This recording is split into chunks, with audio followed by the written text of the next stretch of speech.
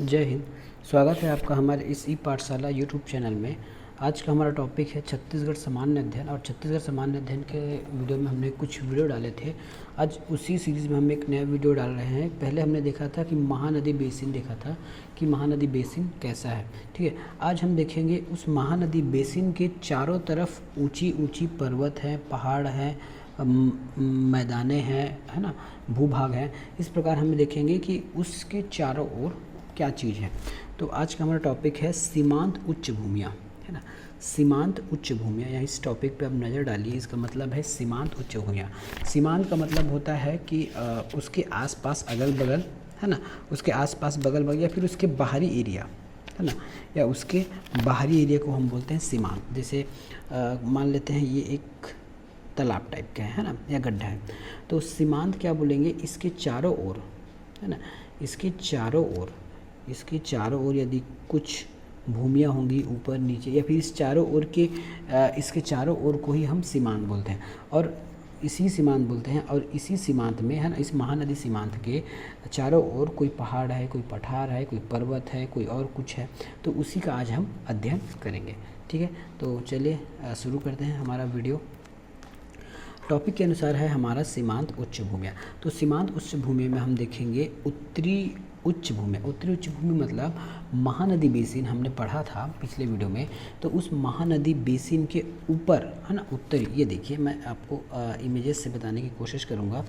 ये देखिए, है ना, ये हमारा महानदी बेसिन का उत्तरी भाग है। ठीक है, महानदी बेसिन केवल इतना है। मैं किसी दूसरे कलर से बनाता हूँ महानदी बेसिन को मैं रेड कलर से बता रहा हूँ आपको। ये है आपका महानदी बेसिन, है ना। जो रेड घेरा मार रहा है ना, वो आपका महानदी बेसिन है। ठीक है, जो रेड घेरा लगा रहे हो महानदी बेसिन है। तो इस महानदी के उत्तर भाग में, है ना, इस महानदी बेसिन के उत्तर भाग में क्या क्या स्थित है, ये आपको बताया जा रहा है। समझे।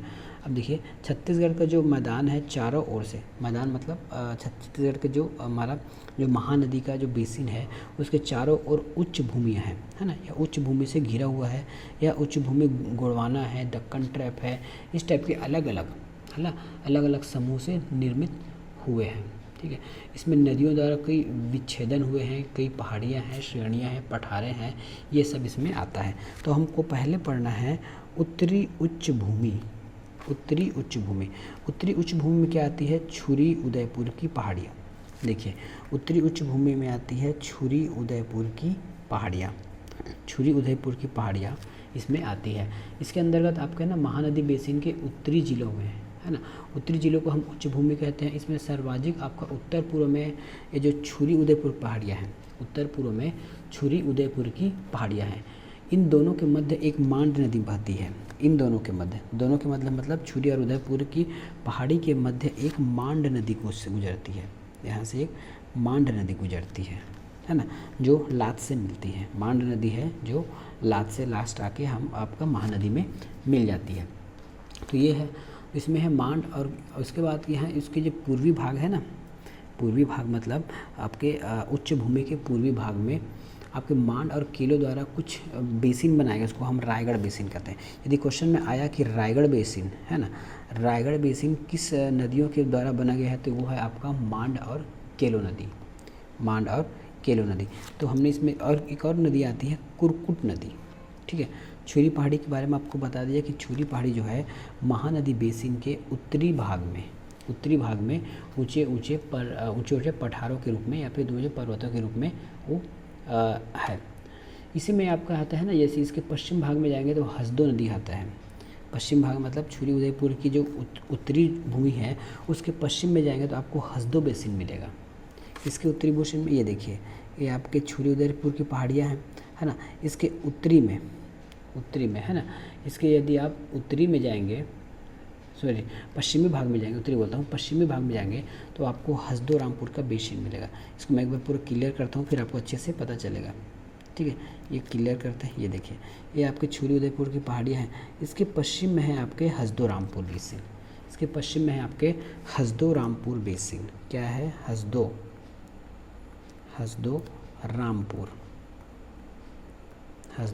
रामपुर का बेसिन है। ठीक है, इसमें आपका हसदो रामपुर का बेसिन आएगा। अभी देखिए आगे देखिए, जैसे हमने बताया कि छत्तीसगढ़ के बेसिन के उत्तरी पश्चिम में ना अलग अलग आपके जो रायगढ़ जिला है उसके में आपके दक्षिणी उत्तरी में है ना, रायगढ़ के दक्षिणी उत्तरी में एक छोटा छोटा है ना पर्वतों की श्रृंखला है। रायगढ़ जो इस साइड है ना, इस साइड है, यहाँ छोटा छोटा एक पर्वतों की श्रृंखला है, उसी को हम चंवर ढाल कहते हैं। पीएससी में एक बार एक क्वेश्चन आया था कि चंवर ढाल से संबंधित क्वेश्चन पूछा गया था कि चंवर ढाल कहाँ पर है, तो आपको ये सब ध्यान में रहना चाहिए क्योंकि आपको मैप के माध्यम से बताया जा रहा है, तो मैप आपको याद होना चाहिए कि चंवर ढाल कहाँ पे है और कौन सा चीज़ कहाँ पे है। ये आपके जो चंवर ढाल है उत्तरी उच्च भूमि में आएंगी और जिला बोलेगा तो ये आपके रायगढ़ के आसपास दिखाई देती है। ठीक है, ये हो गया आपका हसदो रामपुर और चंवर ढाल संबंधित क्वेश्चन में आता है कि चंवर ढाल किस एरिया में कहते हैं या फिर किस एरिया को कहते हैं, तो आप क्या बताओगे चंवर ढाल किस एरिया को कहते हैं। तो चंवर ढाल आपको ये बोलेंगे कि रायगढ़ के दक्षिण उत्तरी भाग में ना छोटी छोटी पर्वतों की एक श्रृंखला है। रायगढ़ के दक्षिणी उत्तरी भाग में छोटी छोटी एक पर्वतों की श्रृंखला है। श्रृंखला कैसी रहती है, ये देखिए इस प्रकार ये श्रृंखला रहती है ना, तो इसी को हम चंवर ढाल बोलते हैं। कहाँ, रायगढ़ में है ना, तो इसी को बोला जाता है चंवर ढाल। ठीक है, अब रायगढ़ के पास श्रृंखला को हम चंवर ढाल कहते हैं। ठीक है, अब इसमें देखिएगा उदयपुर पठार और रायगढ़ जिले के पश्चिम भाग में भी है। उदयपुर का एक पठार है ना, उदयपुर का एक पठार है जो रायगढ़ जिले के उत्तर पश्चिम में है। रायगढ़ जिले के उत्तर पश्चिम में है आपका उदयपुर का पठार। यहीं आपका मांड नदी बहती है, यहाँ मांड नदी, कुरकुट नदी सब इसी ओर आपके बहते रहते हैं। छुरी हिल्स भी इसी पहाड़ी में, छुरी हिल्स मतलब छुरी पहाड़ी, छुरी हिल्स के पश्चिम भाग में हसदो नदी और पूर्वी भाग में मांड नदी बहती है। छुरी हिल्स मतलब छुरी, हम पहले छुरी उदयपुर की पहाड़ियाँ, छुरी उदयपुर की पहाड़ियाँ पढ़े हैं, उसी में आपके मांड नदी बहती है और दक्षिण पश्चिम में आपके कोरबा बेसिन है, वहाँ आपके हसदो नदी बहती है और इसी के दक्षिण भाग में आपका महादेव का पहाड़ भी है ना। छुरी के उत्तर में महादेव का पहाड़ है। छुरी कहाँ पे है देखिए, या मैं फिर से इसको क्लियर कर रहा हूँ या फिर क्लियर कर दें, दूसरा से क्लियर कर देता हूँ इसको, ऐसे देखिए ये छुरी है ना, ये छुरी है, यहाँ पे हसदो रामपुर है, यहीं पे आपके महादेव की पहाड़ियाँ भी हैं, यहीं आपके महादेव की पहाड़ियाँ बसी हुई हैं। इसमें चूना पत्थर और बहुत सारे आपके कोयले वगैरह, खासकर इसमें चूना पत्थर बहुत मिलते हैं। ये आपके किस किस ज़िले में अगर बोला जाएगा तो ये आपके बिलासपुर, कोरबा, रायगढ़, इन ज़िलों में इसका विस्तार देखा जाता है। इसके पूर्व में रायगढ़ जिला है। जैसे उत्तरी पश्चिम का पूरा भाग हमने देखा है ना, महानदी बेसिन के ये उत्तरी भाग है और इस पूरे उत्तरी भाग का पूर्वी हिस्सा रायगढ़ में आता है। इस पूरे महानदी का उत्तरी उच्च भूमि का पूर्वी हिस्सा रायगढ़ में आता है, पूर्वी हिस्सा रायगढ़ में आता है। नेक्स्ट स्लाइड पे चलते हैं। नेक्स्ट स्लाइड भी यही चीज़ है, इसमें कुछ और पढ़ेंगे। जो आपका हसदो रामपुर का बेसिन है वो आपके बिलासपुर से सरगुजा तक भी विस्तृत हुआ है ना। इसमें आपको कोयला के खनिज मिलता है। हसदो रामपुर है ना, हसदो रामपुर, ये देखिए ये है हसदो रामपुर आपका, ये आपके सरगुजा तक गया है। यहाँ आपकी कोयले की खानें मिलती हैं, यहाँ पे आपके कोयले की खानें मिलती हैं। कोयले की खानें लगभग आपको कोरबा के आसपास ही मिलती हैं। अगला चैप्टर में चलते हैं। अगला है आपका उच्च भूमि में आपका मैकाल रेंज है ना। हम पूरे उत्तरी भूमि पर हैं। देखिए इस प्रकार हम पढ़ने वाले हैं है ना। इस प्रकार अभी हमने उत्तर में पढ़ा है छुरी उदयपुर की पहाड़ी, अभी जो पढ़े हैं छुरी उदयपुर की पहाड़ियाँ हैं। अब महानदी की बेसिन के इस साइड है ना, पश्चिमी साइड आपके मैकाल पर्वत खड़ा हुआ है ना। आप जैसे इमेज में देख सकते हैं, ये देखिए ये है मैकाल पर्वत, ये है आपका मैकाल पर्वत, ये है आपका मैकाल पर्वत। अब मैकाल पर्वत के बारे में जानते हैं कि यह क्या है। मैकाल पर्वत की जो श्रेणी है, मैकाल पर्वत की जो श्रेणी है वो सतपुड़ा का जो पठार है, हम जैसे आप इंडियन जीएस पढ़ेंगे, इंडिया का भूगोल पढ़ेंगे, तो उसमें आप पढ़ोगे सतपुड़ा का पठार या फिर सतपुड़ा का पर्वत, पठार नहीं सॉरी पर्वत है वो, सतपुड़ा का पर्वत पढ़ेंगे। तो उसी सतपुड़ा का पूर्वी भाग है आपका मैकाल, जिसको हम छत्तीसगढ़ के आसपास या फिर एमपी में मैकाल के नाम से जानते हैं। वास्तविक में वे सतपुड़ा का ही हिस्सा है, उसका पूर्वी भाग है। उस पूर्वी भाग को हमने मैकाल नाम से जानते हैं। अब ये क्षेत्र कहाँ कहाँ पे है तो देख लीजिए, ये आपके राजनांदगांव और कवर्धा। अब जब से नया ज़िला बना है तो आपके अम्बागढ़ चौकी में भी आ जाएंगे कुछ कुछ, और आपके खैरागढ़ में आएंगे, और राजनांदगांव में आएंगे, कवर्धा में तो आता ही है। ठीक है, ये क्या चीज़, किस चीज़ का काम करता है ये देख लीजिए। क्योंकि यहाँ पे एक पर्वत है ना, पर्वत होने के क्या कारण हो सकता है, पर्वत होने के कारण यहाँ की जो नदियाँ हैं वो इस साइड बहती है ना। जो पर्वत के इस साइड है, पर्वत मतलब पर्वत के जो पूर्वी हिस्से में है, उसकी जो नदी है जो छत्तीसगढ़ के बेसिन जो है ना, छत्तीसगढ़ बेसिन में बहती है।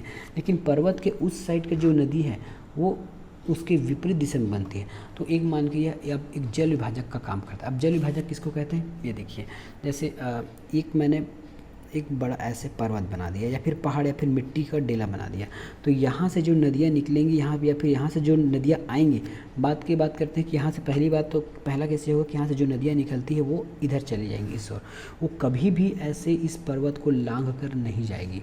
ठीक है, इस पर्वत को लांघ कर, क्रॉस कर नहीं जाएगी, उसको बोलते हैं हेल जाना, है ना। तो वो हेल के कभी उस साइड नहीं जाएगी।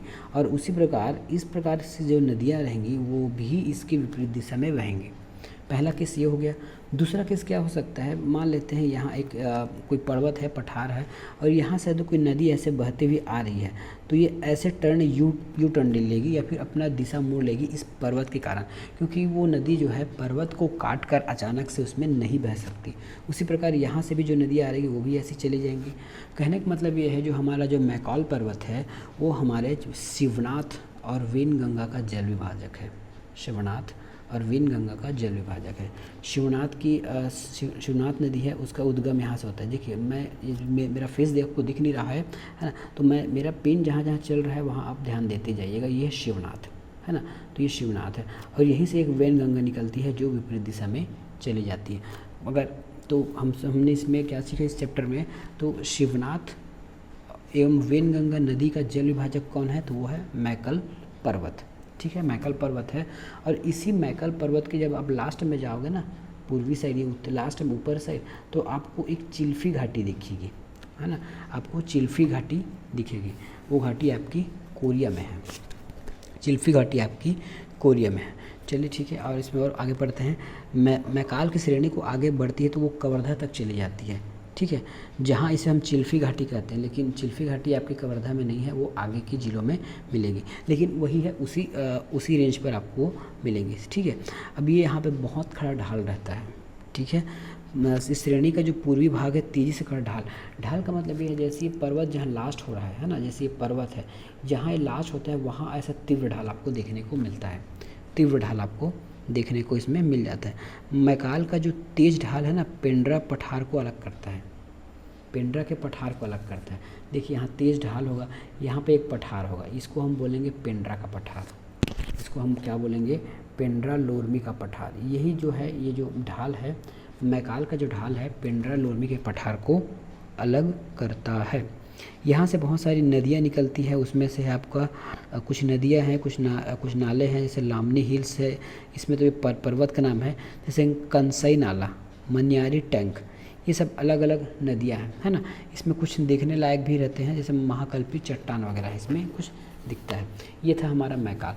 फिर से रिपीट कर रहा हूँ, मैकाल क्या चीज़ है, तो आपके हम जो पढ़े थे छत्तीसगढ़ शिवनाथ, अच्छा बोलते महानदी बेसिन का ये पश्चिमी भाग है, पश्चिमी उच्च भाग है ना, पश्चिमी उच्च भाग है।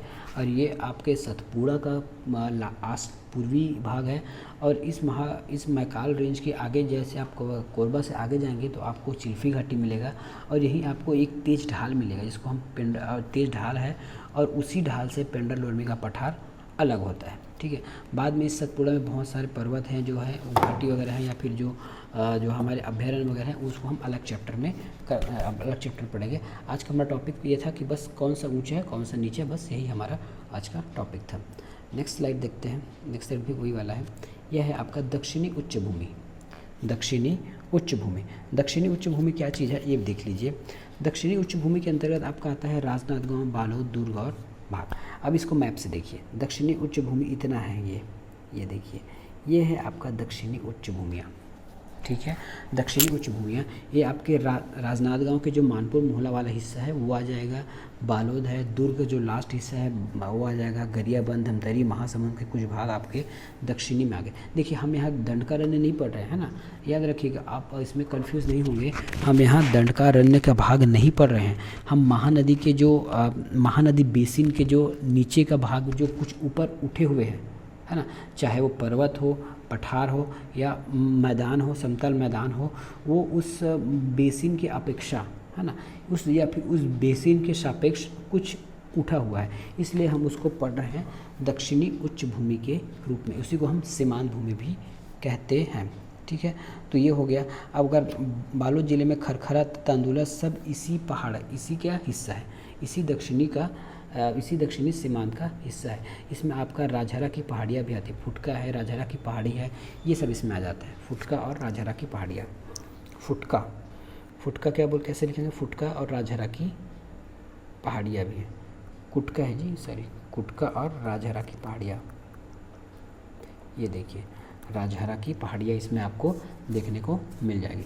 तो दक्षिण में केवल इतना ही था। अब देखते हैं पूर्वी भाग में क्या चीज़ है ना।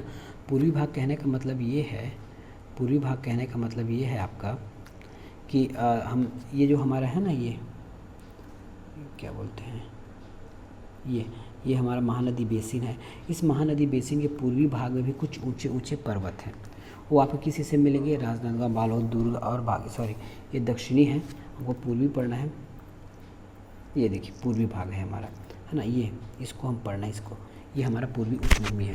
तो पूर्वी उच्च भूमि कहाँ है, सोनबेरा का पठार है, सोनाखान का पठार है, इसी में आपको महानदी की घाटी आ जाएगी, सिहावा का पर्वत आ जाएगा। अब चलिए इसको हम विस्तार से पढ़ते हैं कि रायपुर की उच्च भूमि है ना, रायपुर की दक्षिणी भूमि है, इस जो अर्धचंद्राकार की है, इसमें आपका सोनबेरा का पठार भी आ जाता है। तो सोनबेरा का पठार कहाँ लिखा होगा, यहीं आसपास सबका सोनबेरा का पठार होगा। इसमें आपके धमतरी में सिहावा पर्वत है, श्रृंगी पर्वत है, ये सभी आपके पूर्वी उच्च भूमि में आ जाएंगे, ठीक है। इसमें सोंढूर घाटी भी है, सोंढूर घाटी है ना, इसमें सोंढूर घाटी है, महानदी की घाटी में सिहावा पर्वत है, ये सब आपके पूर्वी हिस्सा का निर्माण करते हैं या फिर पूर्वी सीमांत का निर्माण करते हैं, ठीक है। इसमें पढ़ते हैं रायपुर उच्च भूमि के उत्तरी पूर्वी भाग में, रायपुर उच्च भूमि के यहाँ पे है, ये इधर होगा, राज्य उत्तरी पूर्वी भाग में, इस साइड में उत्तरी उच्च भूमि भाग में एक निम्न भूमि है जिसे हम बसना बेसिन कहते हैं। इसमें हम बसना बेसिन कहते हैं, क्या बेसिन कहते हैं, बसना बेसिन कहते हैं। यहीं आसपास आपको बसना बेसिन मिलेगा, ठीक है, बसना बेसिन कहते हैं। इसमें सारंगढ़ तहसील की पहाड़ियाँ आती हैं, कुछ श्रृंखला, है ना, जैसे बलौदा बाज़ार की आपकी सोनाखान की पर्वतें हैं, वो भी इसी आपकी पूर्वी उच्च भूमि में आ जाएंगी, सोनाखान की पहाड़ी वगैरह है। सबसे चोटी सारंगढ़ नगर के मध्य रेखा में स्थित है। इसमें जो सारंगढ़ में भी कुछ आपका हिली एरिया है, वो भी इसमें आ जाएंगे। आप अगर पूर्वी की बात करें तो महासमुंद, धमतरी, तांदुला, महानदी की घाटी, ये सब जो है आपकी पूर्वी उच्च भूमि का निर्माण करती है। सिहावा है, सोंढूर पर्वत है, इस प्रकार से ये आपकी पूर्वी उच्च भूमि का भाग कहलाता है, ठीक है। तो आज के वीडियो में इतना ही, मिलेंगे नेक्स्ट वीडियो में, धन्यवाद।